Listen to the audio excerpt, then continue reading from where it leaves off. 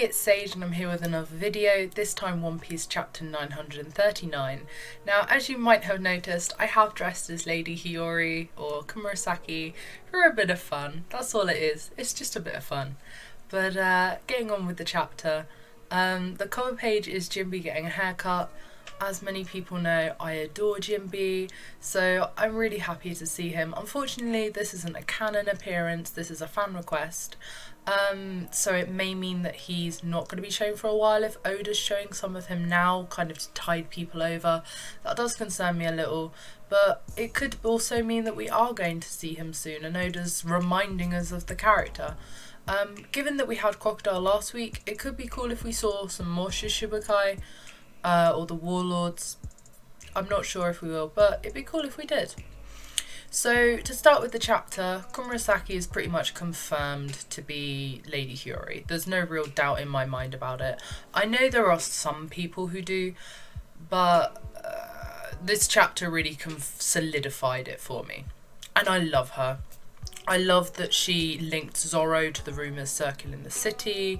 I love that she just takes the gamble and she's just like, well, maybe you'll work out and this is all going to be okay. Luckily she's reassured by Zoro that yes, she is an ally. He spells it out for her.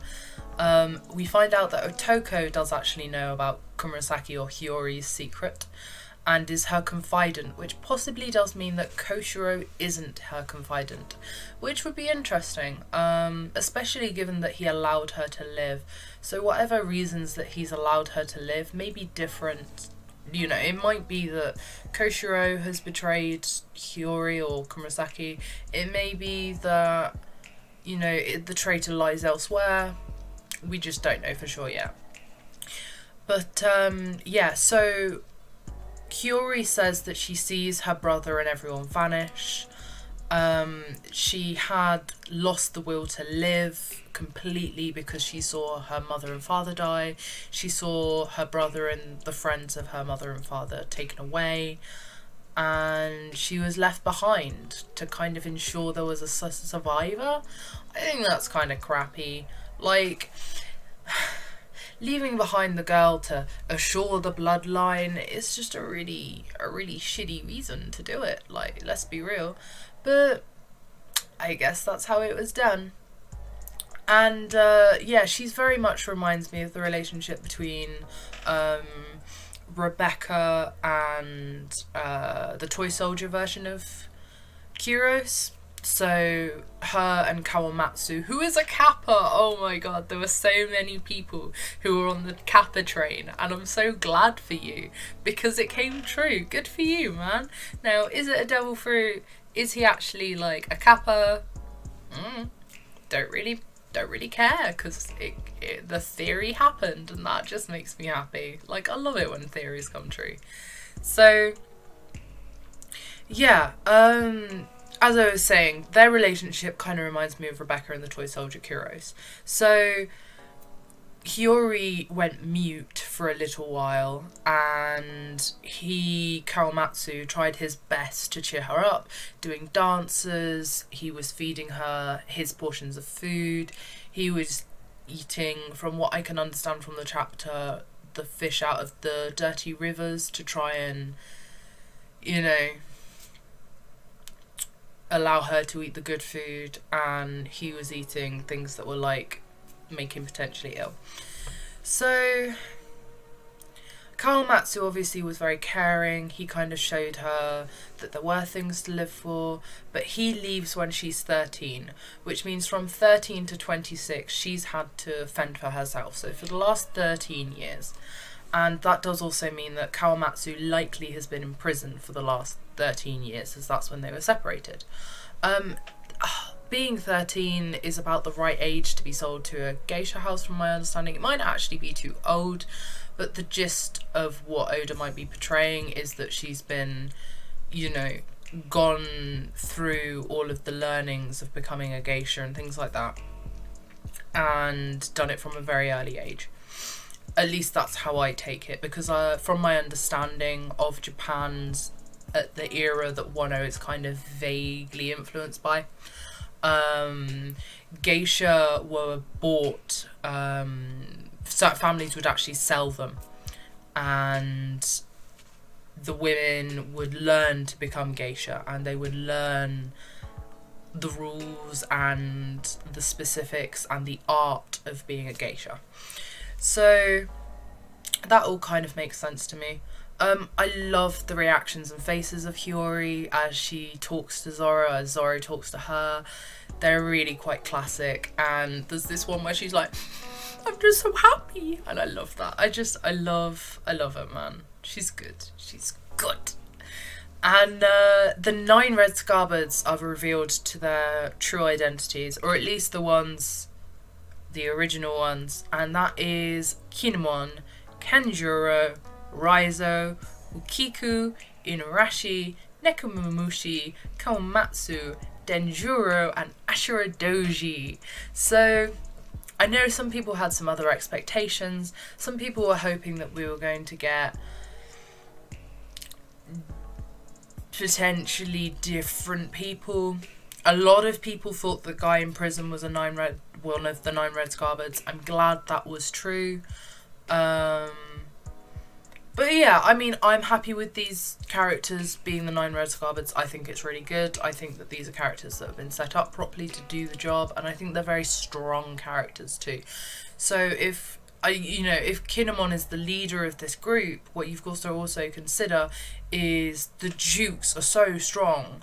So the 9 scarbards are not as weak as necessarily some people might believe they are. And that's something I wanted to address. So the meetup location is one of the things that's been leaked. That's pretty important. Hiyori also thinks that she might want to wait until after the battle. I hope she doesn't. I hope Hiyori becomes like an essential part of the Wano arc. But we'll have to see. And yeah, that kind of sums up the first couple of pages with Zoro and Hiyori. Moving on to the Flower Capital. People are thrown in a prison. It's a prison showcase kind of style thing. And they're obviously taunted by the public. And this may be part of the trap, making it very public and visible. Obviously, the head of the ninjas, Orochi's personal ones, he's there, and he's clearly the one planning behind this. And Beppo notes that they possibly aren't the traitors. He says, I hope Law believes us, it wasn't us. And I'm inclined to believe him. So that's my take. Moving on to the mines though, with some of the juicy bits.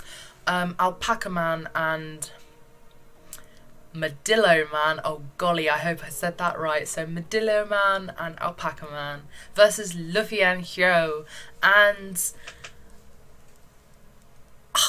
so Medillo Man has actual sea stone bullets because Wano is capable of carving fine detail into sea stone, which is really cool. It's cool that we got to see that.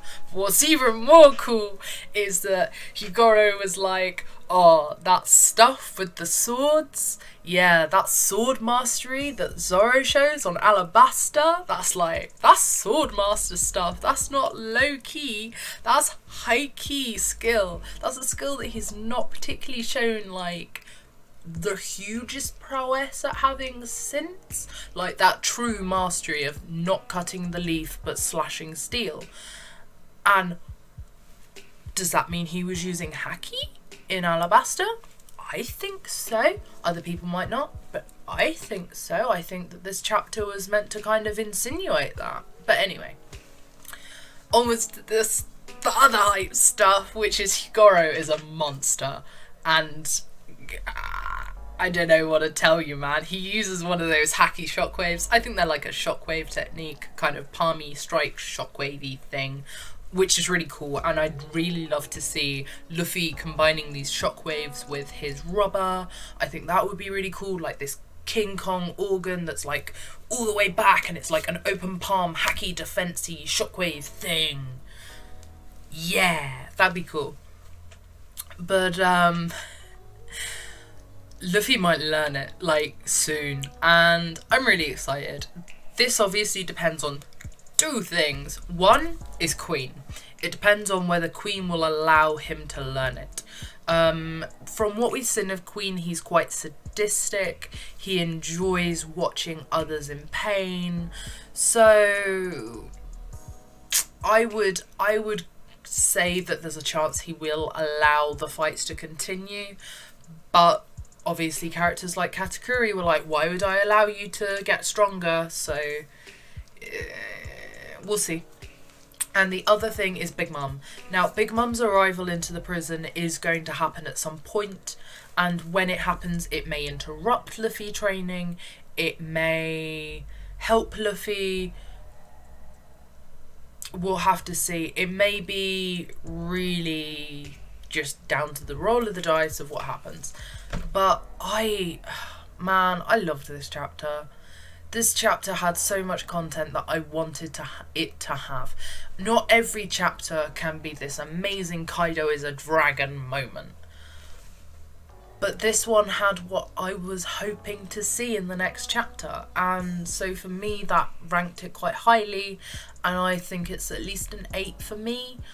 But as I say, that's just because so much that I was hoping happened.